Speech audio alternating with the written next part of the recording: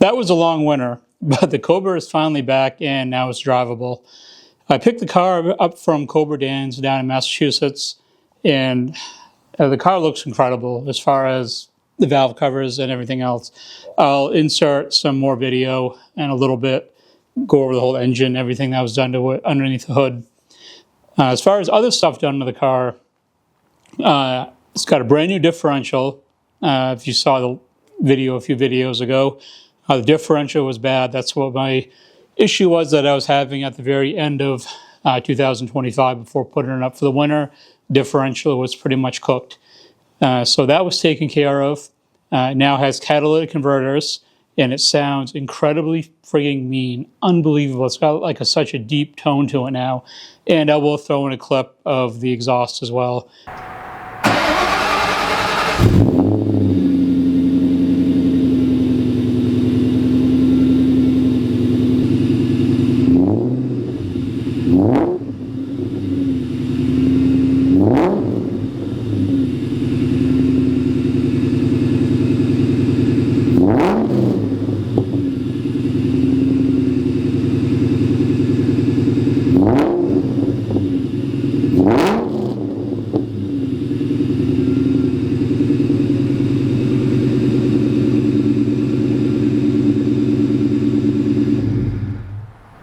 And I'll do some more driving videos, probably for the next video, or maybe the one after that, once I can take it out a little bit more.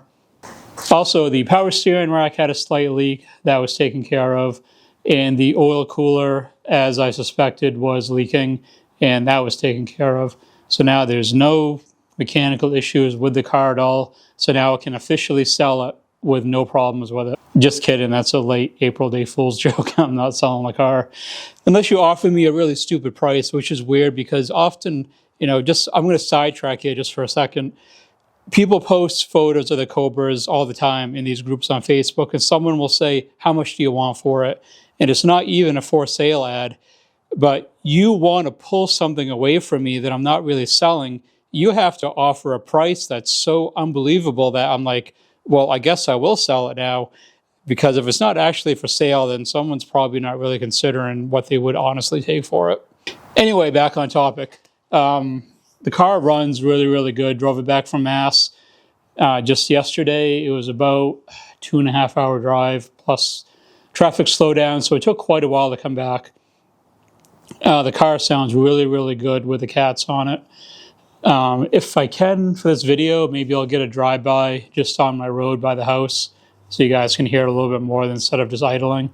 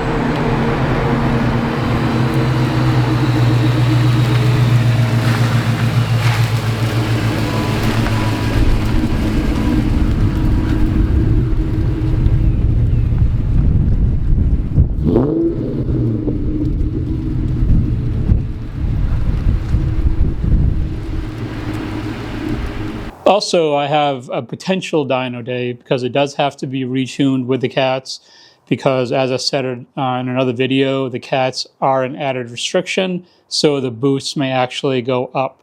So it needs to get put on the dyno and retuned with the cats and make sure everything's good. And this may end up requiring a pulley changeover from what I currently have. Currently, it has a stock 35 Whipple upper and the 4-pound lower for the lower crank. So it might be too much boost for the cats on it. Won't know until we get to the dyno and run it.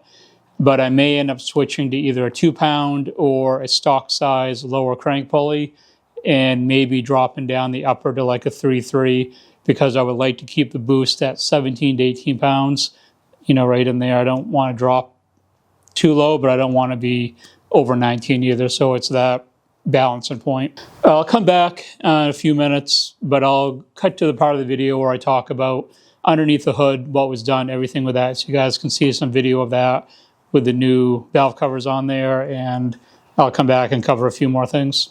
As you can see, this looks exponentially better than what it looked like before I brought it down there. Now, one thing he was able to do for me, which was really, really cool, is he was able to source a set of OEM valve cover bolts. These are extremely hard to come by now, and these are brand new, never installed before. So all the bolts on both valve covers have brand new hardware on them.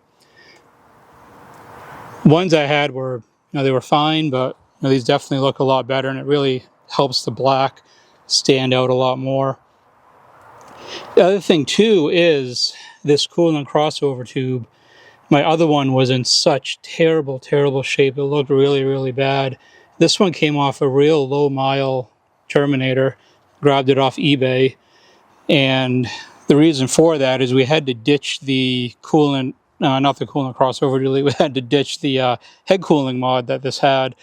I think that's where my airlock issues were coming from, is I think that was leaking in air somewhere, because it wasn't installed properly and it was missing parts, and in order to remove the whole thing, I had to get a coolant crossover delete, because I had a bung that went from here all the way to the back to the head cooling mod, a long hose.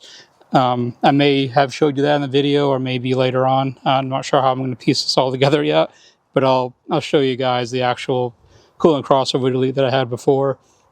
And I added this nut here. You get these off American Muscle. They're pretty cheap, and they look a lot better than having to do the socket into the factory one that's on here. Those break off a lot of the time. They look like crap most of the time once they get marred up and beat up and everything. So it definitely looks much, much, much better than it did. And as far as what else I'll be doing to this, so as I mentioned before, both of these tanks are going to be replaced. I'll be getting them replaced with the Harpel tanks, and it's not just the tanks. I was considering the one-piece unit, but I like the split tanks a lot more. So I'll have a single tank here, and then the other split tank over here for the intercooler. It'll be much bigger than what this one is, which will definitely help out as well if it's some more coolant in there. And I will be getting a new power steering tank reservoir. I got that off him. The fuse box cover and the brake booster cover. So pretty much everything under here, other than the caster camber plates, the battery, and the air intake with the mass air, everything's going to be blacked out on this. And one exception will be the pulleys. I am going to get a set of Lightning Force performance pulleys. I'm going to get those directly from Cobra Dan. He can get them at a better price than the what you usually see them listed for, and cheaper than the Mecco ones, which both of them are basically the same thing. Both double ball bearing roller pulleys, and they're both the same design. So I'll be getting those. So the plan is, once I get everything from Phil Harpel, and I'm going to do the tanks, the pulleys, and all this stuff all at once, because it's a lot easier to do these pulleys with both these tanks removed. So that's pretty much the game plan going forward for the immediate future. And I think that's about it. I really love these covers here too, the SVT ones. I got those from Blue Wolf Performance. I believe that's the Instagram channel name. I like those a lot. It kind of breaks the black up a little bit. I mean, I like the black, but I do want it broken up a little bit, hence why I'm doing the different pulleys that will look better and a little bit more chrome. And it kind of matches the Whipple with the red, so it's a nice combination between the both of them.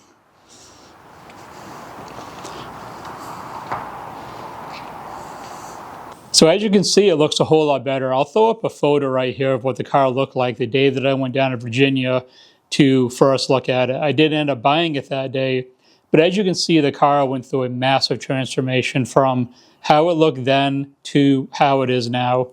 And that just goes to show too that a lot of people look for perfection right from the start. This car was far from perfect then, it's far from perfect now, but I came a long way with it because I knew the potential that it had. The only thing I was really concerned with, as far as the things out of my control, like I can control what color I go to see, how far away it is that I want to go, all that stuff. You can, put that within your criteria of what you're willing to do. One thing you can't control is how healthy is the engine and stuff like that until you test it, either before you buy it or after you buy it at whatever point. This thing tested at 180 compression across the board. So I wasn't worried about cosmetic stuff and how the engine looked because I knew there was a lot that I could do to really bring this back. And as I mentioned in the clip that I inserted going over the engine bay, there's even more coming with the Harpel, Autofab, tanks, and all the other parts that I mentioned. So underneath the hood is going to look really, really good. Probably still won't win anything in any of the car shows around here because the judging here is idiotic. I'll never understand it. Not because I think I deserve to win, but when someone pulls up with a Coyote GT with some VIP fucking crap thrown all over it, wins an award, here I am with a one of XX number Terminator built, low production number, 2-year car run, looks nice, Sonic blue, and people just don't know. It doesn't bother me. I go to the shows to socialize with people, talk about the car to people that have questions for it, and talk with friends. That's pretty much my main reason for going. As far as a potential dyno day, it's looking like it might be May 5th. Is a day that I'm actually off from work, so I'll be able to go. So I hope I can get in for that day. Pete will be tuning the car. I know there's a big misconception. I see it all the time on Facebook groups of people saying that Pete's not tuning anymore. Pete will still tune these cars, but you have to have work done through Cobra Dan for him to do it. Pete and Dan are really close friends. They've been friends for like over 20 years. So Pete will still tune cars as a favor for Dan because they've been friends for so long. If the car goes through Dan having work done to it, that's pretty much the only way to get something tuned by Pete now. So as far as everyone else that does not want to take their car to Dan or lives too far away to take their car to Dan, there's no way Pete's going to tune it, as far as I know from my understanding of all of it. But if you do live within driving distance or towing distance of Dan, I would definitely take it down there to his shop.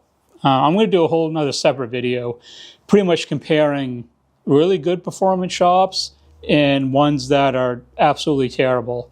And I have a really good contrast between Cobra Dan being extremely good and the shop that I had my first Torch Red Terminator at, which I got screwed over really bad on. And I'll go into more detail about that because if I start going into all that now, video's going to take forever to get through. So I'll go over some of these parts. This is the coolant crossover that came off the car. This is what was originally on it. And as you can see, this thing is just beat up. It looks like crap. I don't know why it's painted this silver color because they came black. So the only thing I can think of is this has been modified. See this here? Someone welded this bung on, and this is the hose that went to the back of the head cooling mod that was taken off.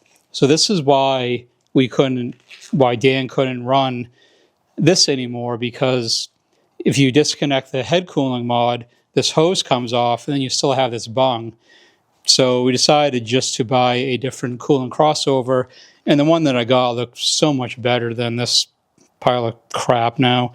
Maybe I'll send this off and get powder coated or something, and maybe I could sell it if someone wants, that bung that's on there as for one of theirs. This here is my smoke differential. From what Dan told me, the symptoms that it was having and what it was doing with that noise, that deceleration, is a common symptom when donuts have been done a lot. and it will destroy the differential like that.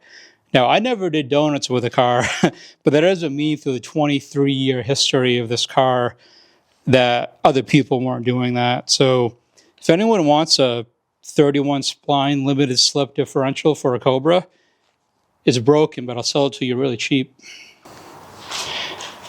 And I also have my original valve covers that were on the car. I still have the stickers on these. These don't usually survive. This one's really dirty. The other one is actually in really good shape. I'll show you that in just a second. I'm not sure what I'm going to do with the build plaque on it. I don't know if I'm going to pull that off and put it on the valve covers that are on there now, or if I'm just going to leave it off and kind of, maybe take that plaque off and keep it for myself and maybe sell these. I haven't really decided yet. This is the sticker on the opposite side cover. Still in really good shape for being 23 years old. You can see the date on that too on the sticker, 12/20 of 02. So I think that will about cover it, other than having to wash the car. It's really, really filthy. It sat all winter. Then it got towed down to Mass. Then I drove it back from Mass. It sat at Cobra Dan's shop. Basically the whole month of March and a little bit into April before I brought it back. So it was there for about a little over a month, and it just needs a real good cleaning. I just haven't had a chance to do it yet. But besides that, it's pretty much good to go for the summer. Everything's mechanically sound on. It's running really good. When I drove it back, there was no overheating for the engine, no coolant overheating, no battery issues. So everything seems to be pretty good right now. So hopefully, knock on wood, it stays that way throughout the rest of the summer. So I guess that will do it for this video. I'll try and get some driving video pretty soon.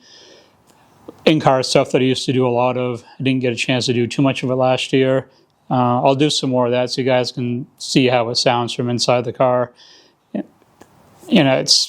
Cats are just make the difference on the 4-valve as far as that deep tone that you really get with it. And I personally like it a lot, and I'm glad I went through with, putting the cats on it, because I think it sounds incredible.